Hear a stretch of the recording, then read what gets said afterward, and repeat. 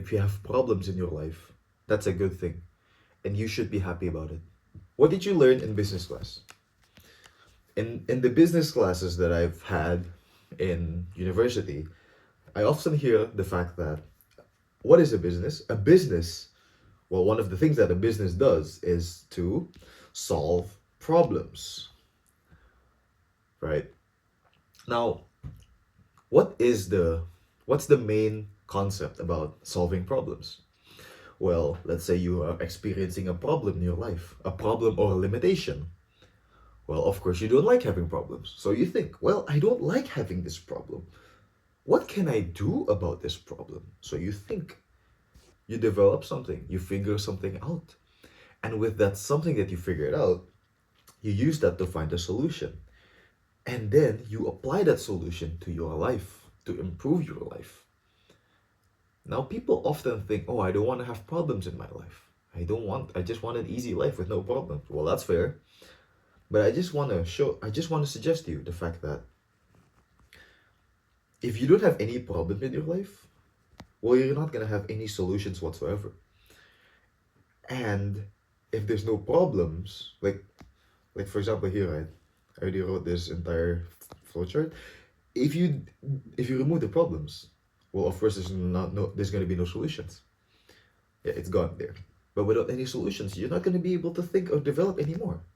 There's no point for you to use your brain to think about something, to develop something, if there's no problems, right? So it's actually just not a problem free life that we want. You don't want to have a life with zero problems. Like, yes, we do have the desire and motivation to get rid of problems in our life, which is good. But you need to remember that those problems that we have are what forces us to adapt. It forces us to stay sharp. It forces us to improve ourselves. Like, I'm just gonna give you an example right here. I'm an Indonesian guy. I'm an Indonesian student. I am right now in Germany. I am doing an exchange program in a university here. And I've been starting this YouTube channel since I was in Indonesia. Well, back in Indonesia, I had my PC with me, right? I had a room that I've been there for. Well, of course, I have my parents' house. I was there since I was a kid, which means I have lots of equipment there. Of course, I have lamps, I have ring lights and all that stuff. I have, what else do I have? I have a big ass tripod that I bought. I got an editing PC. I got a good setup basically, and all that stuff. Basically, I had a lot of equipment. But now here, I have limited setup and equipment. I am editing this on my iPhone. No, not editing. I am recording this on my phone. And I'm just using an iPad to draw and write stuff to show you illustrations.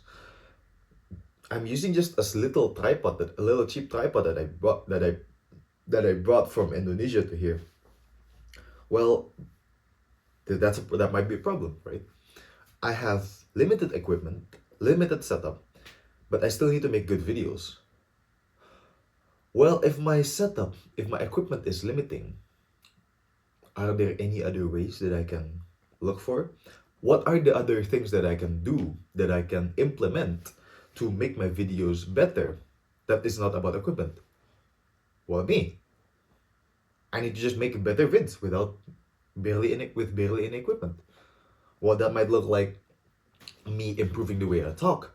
That might look like, yeah, me improving my articulation in the way I talk, me practicing my public speaking so I can actually come off better from my words, improving body language and everything. It can also include me having more mastery about the topic. So what I talk about isn't just random stuff that you pull out an ass, It's not random bullshit. That there's actually substance in what I'm talking about. And what can I do for that? Maybe I can just live my life more often. I can just go out and live life so I can have more experience. Or I can maybe just educate myself more so I can just talk better. And if you notice, my talking is still not perfect, right? I still sometimes stumble on my words. I sometimes repeat my sentences and words. Well, I guess that means that's something I can improve on.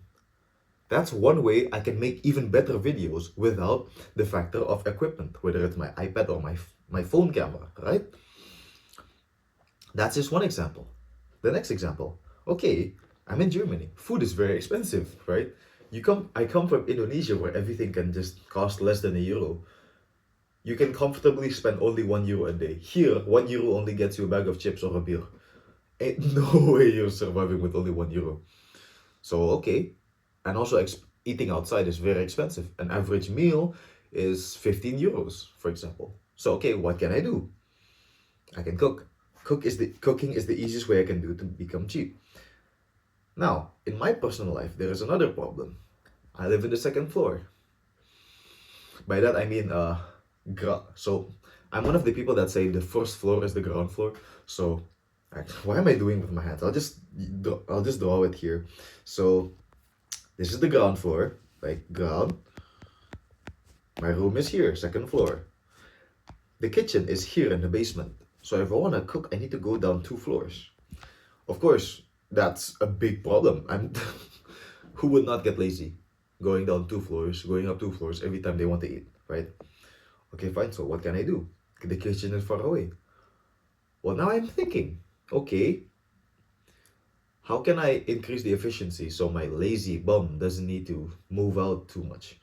Well, there's 2 options. I can make simple foods, which is just easy and doesn't need for me to spend a lot of time down there because it's a public kitchen as well. Well, I can maybe just make simple foods, eggs, tofu, etc., whatever.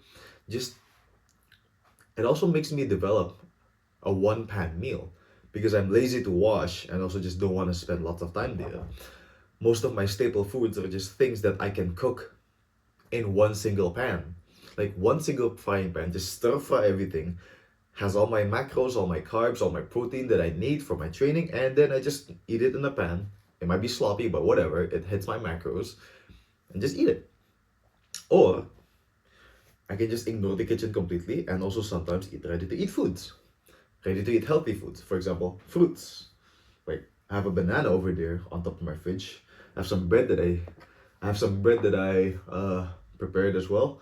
I got some cereal and I have some milk in the fridge that I can use. I also have made magerquark, which is for you people that don't live in Germany. It's a dairy product basically, but it has tons of protein. It has 12 grams of protein per 100 grams, so that's really a lot. A lot, a lot. It's just imagine it's Greek yogurt, basically, something like that. Or I have oats as well that I can use for fiber. So that's the thing. And that's why having problems in your life is good. Because you don't want a life with zero problem. It's not a free life that we want. If anything, you want to be the person that you have went through a lot of problems in your life and you have solved a lot of them, which has developed your thinking, has developed your mind. You're just a sharper person in general, which means now problems are just easy for you because you've faced so many problems. It's eraser, sorry.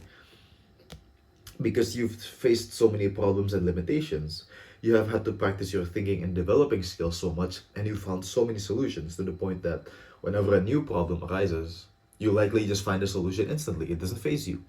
And that's where you want to go in your life. Thank you so much for watching this video. Honestly, with outros, I don't really have something to say. I just say like, thank you. I guess you can like and subscribe and all that stuff. Never been used to saying all that stuff, but yeah. I'll just end the video right there because that's all I have to talk about. Yeah, thank you very much for watching. I'll be watching you. No, you'll be watching me and I'll be seeing you in the next video. Bye bye.